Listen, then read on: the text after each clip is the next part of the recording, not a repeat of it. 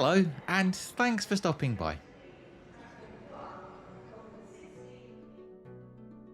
Isambard Kingdom Brunel was, by far, one of the greatest engineers of the 19th century, if not all time. A ferocious workaholic who, in a relatively short period of time, masterminded everything from ships and railways to docks, stations, tunnels, bridges, and more. Although he was well travelled and his projects were widespread, Brunel maintained a close association with London throughout his life, and in this video I'd like to take you on a special tour of the various sites around the city with which both he and his family are associated.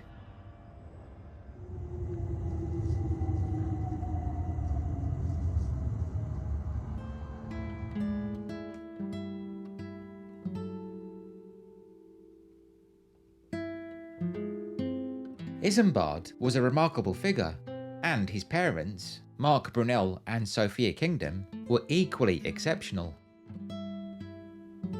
Sophia was born in Plymouth, and she met Mark whilst working as a governess in the French city of Rouen. The pair fell in love, but unfortunately there was turmoil on the horizon. In the late 1780s, the French Revolution erupted, and Mark, being an ardent royalist, rather foolishly chose to denounce one of its main instigators in public. Such dissent was potentially deadly, and it left Mark with little choice but to flee to America. Sophia remained in France, but when the Revolution's reign of terror followed soon after, she too found herself in grave danger.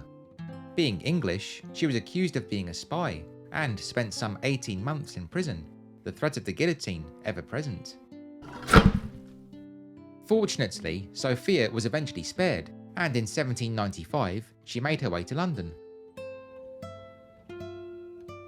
In the United States, meanwhile, Mark Brunel, being an accomplished engineer, had risen to become New York City's chief engineer. He'd never forgotten Sophia though, and after making contact with one of her brothers, he headed to London for an emotional reunion at a pre-arranged venue, that location being Somerset House. After rekindling their relationship, Mark and Sophia were married at St Andrew's Church, Holborn on the 1st of November 1799. Not long after, they relocated to Portsmouth, and it was here, on Britain Street, that their children were born. 2 daughters, Sophia and Emma, followed by baby Isambard, who entered the world just before 1 AM on the 9th of April 1806.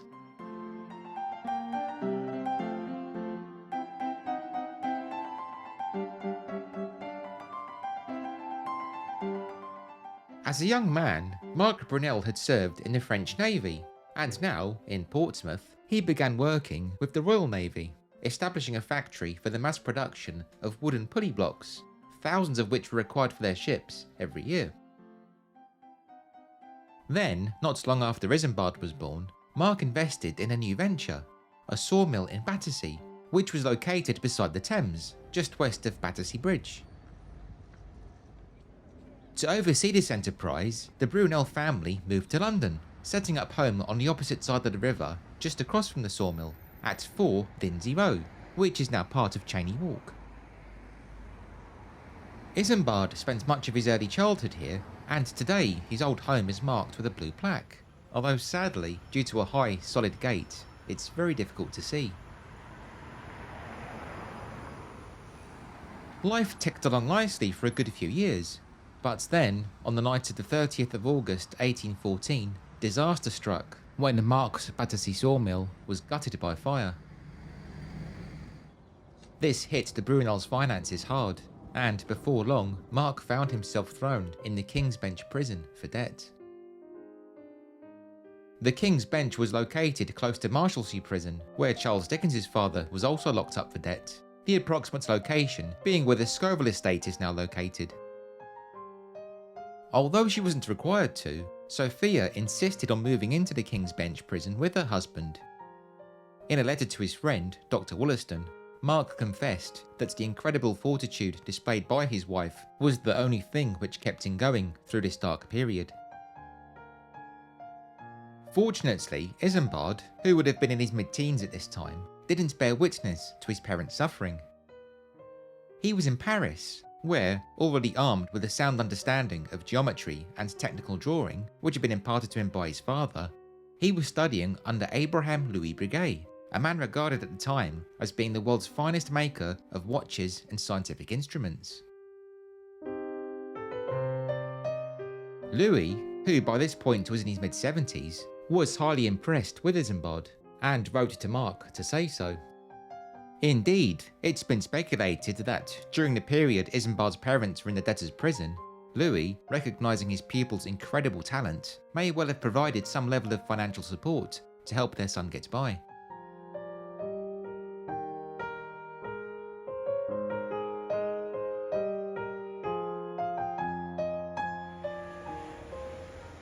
Whilst locked up in the King's Bench prison, Mark Brunel began scouting for work. He needed to earn money after all if he was going to secure his freedom, and so decided to offer his engineering skills to Alexander I of Russia. When the authorities heard of this though, they realised it to be foolish to allow such a talented fellow to be poached by the Tsar, and so the British government agreed to settle Mark's debt of £5,000, which would be over $525,000 in today's money, on the condition that he ditched any notion of going to Russia. After being released, Mark established a small office in the heart of London's financial district at 29 Poultry, and when Isambard returned from France in 1822, he devoted time to working here with his father and devouring more technical knowledge at the workshop of Henry Maudsley, which was located on Westminster Bridge Road, roughly where Lambeth North Tube Station now stands. Harry being a friend of the Brunels, and one of the Industrial Revolution's most important toolmakers. Then, from his office on Poultry, Mark Brunel began touting a bold idea. He wanted to build a tunnel beneath the Thames.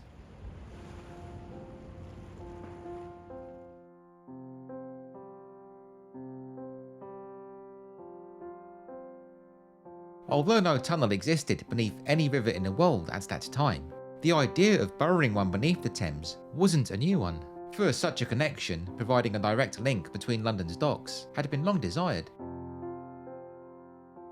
An early tunnelling attempt had been made by the great pioneer of steam, Richard Trevithick, at the turn of the 19th century, although he and his team had found the sludgy ground impossible to work with. Mark Brunel, however, had conjured up an ingenious solution, a large contraption he'd patented called a tunnelling shield, which would allow workers to gradually push their way through the earth. Mark's concept remains in use today. Indeed, when Crossrail, now the Elizabeth Line, was being constructed, one of the tunnelling machines was christened Sophia in honour of his wife.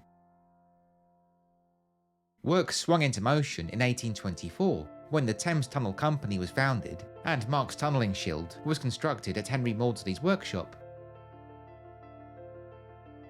Although still only in his early 20s, Isambard was already considered capable enough to act as his father's assistant, and it was a role he devoted all of his energy to, often spending countless hours at a time below ground. Today, the Thames Tunnel is still in use. It carries the London Overground between Wapping and Rotherhithe, and just a short walk away from Rotherhithe Station, you'll find the Brunel Museum. The museum is based within two historic structures, those being the engine house, which was designed by Mark Brunel to accommodate pumps for extracting water from the tunnel, and the Thames Tunnel shaft, a cavernous 50-foot deep structure which was sunk into the ground in 1825. While standing here, you can hear the rumble of trains passing close by.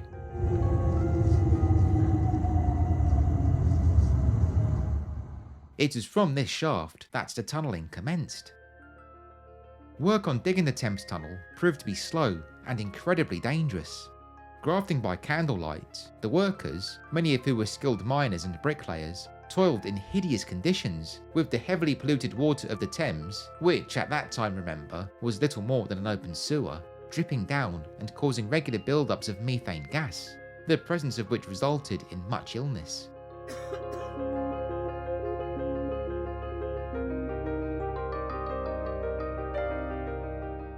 On the 18th of May 1827, The tunnel's roof was breached, leading water to gush in, and within just a few hours, Isambard was already carrying out repairs, being lowered to and from the riverbed in a diving bell, from which he'd dump bags of clay into the cavity.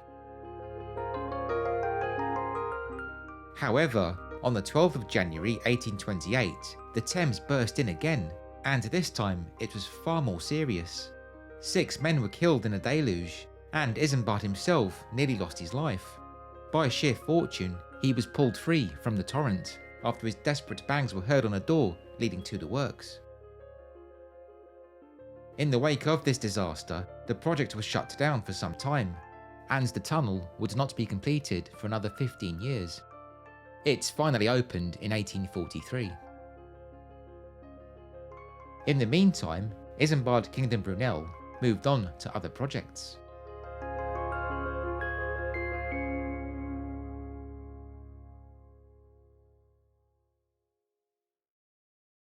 When he'd been given the go-ahead to begin building the Thames Tunnel, Mark Brunel wanted to be closer to the worksite, and so had moved the family to 30 New Bridge Street, also known as Bridge House, which would have been close to where the Blackfriars pub now stands.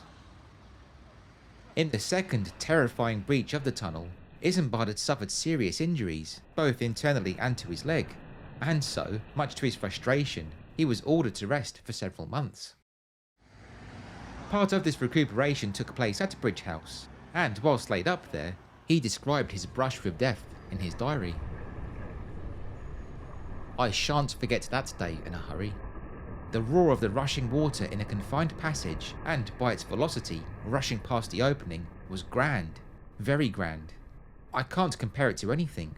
Cannon can mean nothing to it."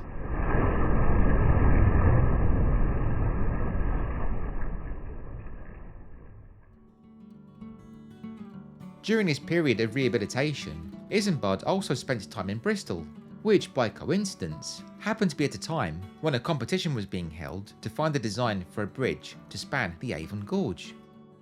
Needless to say, he entered several designs, and after numerous ups and downs, his beautiful vision, the Clifton Suspension Bridge, eventually came to fruition, although sadly it would not be completed until after Isambard's death. This association with Bristol also led to Isambard Kingdom Brunel's first true masterpiece, the Great Western Railway.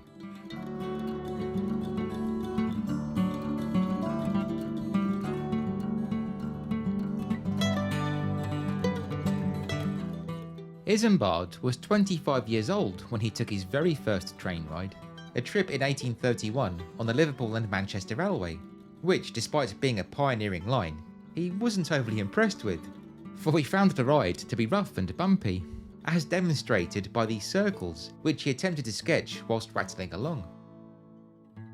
However, writing in his diary soon after, he stated, "The time is not far off when we shall be able to take our coffee and write, whilst going noiseless and smoothly at 45 miles per hour. Let me try." Isambard didn't have to wait long for his chance. On the 21st of January 1833, the newly formed Great Western Railway Company appointed him the chief engineer on their ambitious new project, that being the construction of a railway between Bristol and London. Once set the mammoth task, the 26-year-old set out alone in a horse and cart to survey the entire route, his goal being to make the line as smooth and level as possible.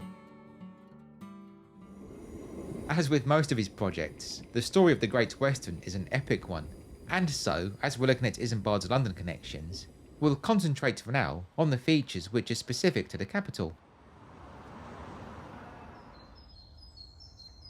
First is the Wharncliffe Viaduct, which carries the line through Ealing between the stations at Hanwell and Southall. Built between 1836 and 1837, this was the first such viaduct to be completed on the Great Western, and so can be considered to be Isambard's first truly complete work. The viaduct was named in honour of Lord Wharncliffe, who'd helped guide the Great Western's bill through Parliament. You can see his crest emblazoned upon the south side.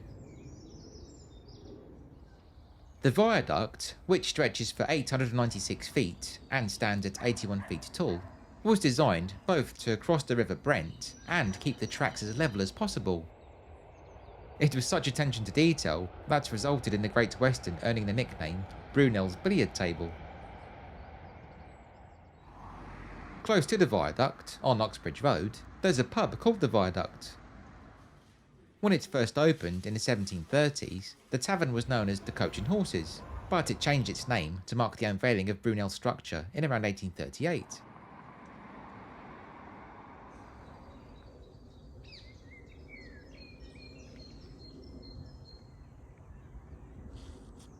Whilst we're in Ealing, it's worth taking a quick detour.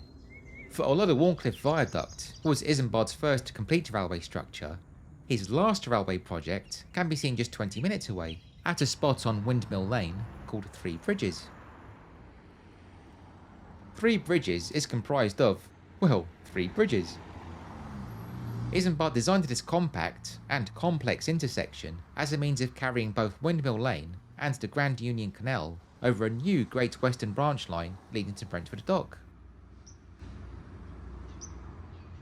Three Bridges was completed in 1859, the year Brunel died.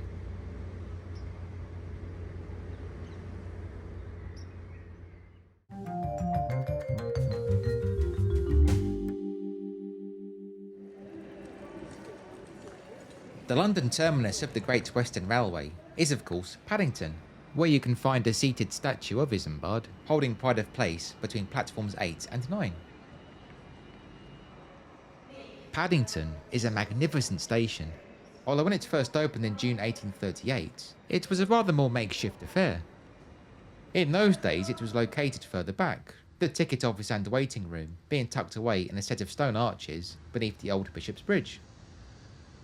This was a temporary setup, of course. Brunel had always wanted, in his own words, a grand terminal after my own fancy, one that would match the splendour of Bristol's Temple Meads. When it came to designing the current incarnation, which dates from 1854, Isambard took a lot of inspiration from the then recently built Crystal Palace, and as such, the platforms sit beneath a vast glass roof. There's another Crystal Palace connection with Isambard. When the glass monolith was relocated from Hyde Park to Sydenham, he designed the 2 huge water towers which were required to power the many fountains dotted around the park. Years later, the television pioneer John Logie Baird used Brunel's Southwater Tower to conduct broadcast experiments, and when the Crystal Palace was destroyed by fire in 1936, both towers managed to survive. Sadly though, they were pulled down just a few years later, for when World War II broke out, it was feared that the Luftwaffe would use them as navigational points when bombing London. Today, only the old crumbling bases remain. You can see the north base on Old Couple Lane, and the south one on Annerley Hill, tucked behind the Crystal Palace Museum.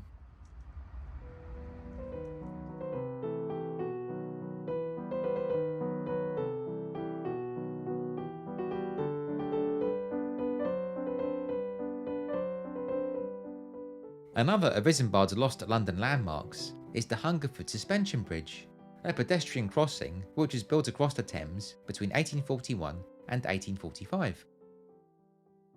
The bridge connected the now vanished Hungerford Market to Belvedere Road, pretty much following the same path as the present-day Golden Jubilee bridges, which flank either side of Hungerford Railway Bridge. Isambard's Bridge, which as seen here was once sketched by the American artist James Whistler, was dismantled in 1863 to make way for the line into Charing Cross. Although having said that, you can still see remnants of it. The chains were sent to Bristol for use in Brunel's Clifton Suspension Bridge. There are 2 other Brunel connections to be found around here. First is this statue of the great engineer, which can be found on the corner of Victoria Embankment and Temple Place. The statue was commissioned in 1860, just a few months after Isambard's death, and was sculpted by the Italian artist Carlo Marichetti.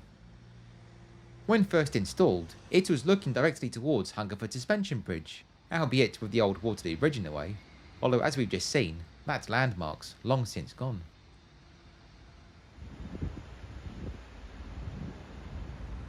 The second connection is the old War Office, which once stood on Horse Guards Avenue. It was here, in February 1855, that Isambard was invited to a meeting, in which he was asked if he could design a large, prefabricated hospital, the idea being that it would be erected in Dardanelles to treat soldiers who had been injured in the Crimean War. Isambard obliged, and after consulting with Florence Nightingale on the kind of facilities that would be required, he completed the design in just 6 days. The hospital, a prototype ward of which was constructed in the Great Western Railway Yard at Paddington, was made in kit form in Gloucester, before being shipped out to Turkey, specifically Renköy near Istanbul, where the components were quickly and simply slotted together. In its short life, Isambard's hospital treated some 1,400 patients, both military and civilian.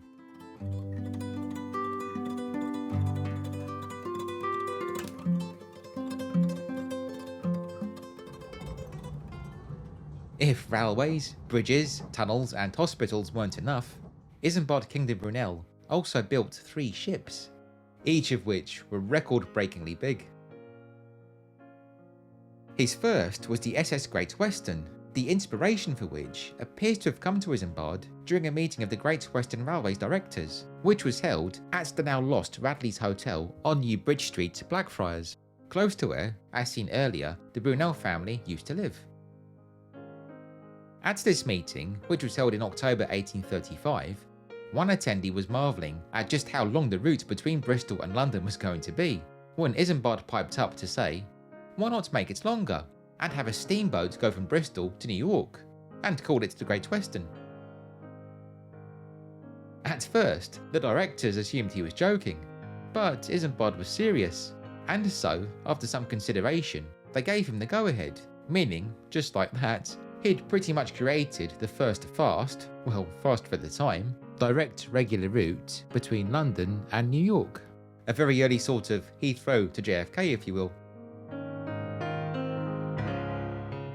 The SS Great Western was launched in 1838, followed in 1845 by the SS Great Britain, which was then the world's largest passenger ship, a vessel capable of crossing the Atlantic in 14 days. Isambard's third ship, however, would prove to be far more problematic. Having revolutionised transatlantic travel, he now turned his attention to doing the same between Britain and Australia, envisioning a mighty vessel that could make the trip down under non-stop. After sketching his design, which, being 6 times larger than any ship afloat at the time, Isambard described as a floating city, his idea was taken up by the Great Eastern Steam Navigation Company, who gave construction the go-ahead.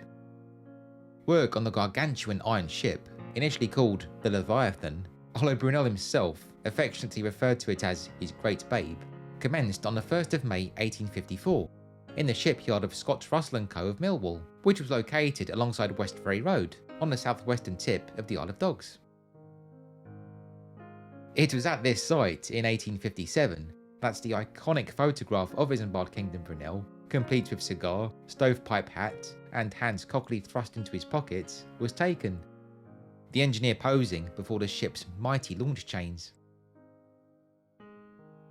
Work on the Leviathan, however, proved to be nothing short of a nightmare. After financial difficulties quickly mounted, construction ceased for a year. The project was then taken over by the Great Eastern Ship Company, who renamed the vessel the SS Great Eastern. After countless headaches, the SS Great Eastern was finally set to be launched on the 3rd of November 1857, and you can still see remains of the launch ramp alongside Napier Avenue. At 12,000 tons, the ship represented the heaviest ever object physically moved by man, and unsurprisingly, thousands of spectators turned up to watch the Herculean effort. But when the moment came, the huge winch handle span out of control, sending one worker hurtling through the air. He'd later die of his injuries, and the immense hull became jammed. The ship remained stranded on the ramp until the 30th of January 1858, when, aided by numerous rams and hydraulic presses, it finally lurched into the Thames, after which it was moored off of Deptford for fitting out. "I have never embarked on any one thing to which I have so entirely devoted myself," Isambard said of his great baby, and to which I have devoted so much time, thought and labour, on the success of which I have staked so much reputation. To hear him speak in such a way is heartbreaking, for even after the SS Great Eastern had been floated, it hemorrhaged money, and the immense stress of the project led to a rapid decline in Isambard's health.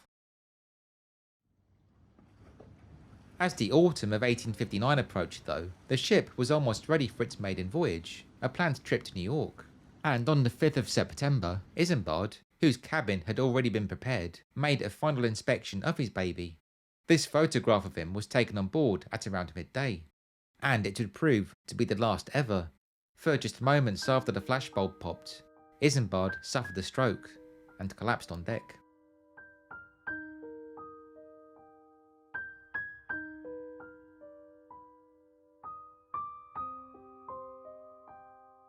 Following his stroke, Isambard was rushed to his home at 18 Duke Street, a now lost road which has been swallowed up by government buildings. It was located where the Treasury building now stands, parallel to Horse Guards Road, and close to where the entrance to the Churchill War Rooms can be found. Duke Street, where Isambard had lived with his wife, Mary, and their 3 children since 1848, was also only a minute or so away from the former Prospect Place, a house on what's now Old Queen Street, which overlooks St James's Park. It was here that Isambard's parents had lived, his father passing away in 1849 and his mother in 1855. 2 days after his collapse, the SS Great Eastern departed without Isambard on board. Although as he lay partially paralysed in bed, he was given regular updates, hearing how the public were cheering his mighty ship along. But then, just off of the coast of Hastings, disaster struck when an explosion rocked one of the boilers, killing 6 firemen. The news was reluctantly relayed to Isambard, and this final cruel blow was too much to bear. 8 days later, on the 15th of September 1859, the great man passed away. He was 53. On the 15th of September, I lost my oldest and best friend, wrote fellow engineer Daniel Gooch soon after. By his death, the greatest of England's engineers was lost, the man with the greatest originality of thought and power of execution, bold in his plans, but right. The commercial world thought him extravagant, but although he was so, great things are not done by those who sit down and count the cost of every thought or act. Daniel Gooch would later go on to oversee the laying of the first successful transatlantic telegraph cable between Britain and America, a task he achieved using his old friend's troubled ship, the SS Great Eastern. Isambard was buried alongside his parents, Mark and Sophia, in Kensal Green Cemetery. You can still see the family plot today, in the middle of this quiet, unassuming path, which, rather fittingly, lies just north of the tracks of the Great Western Railway.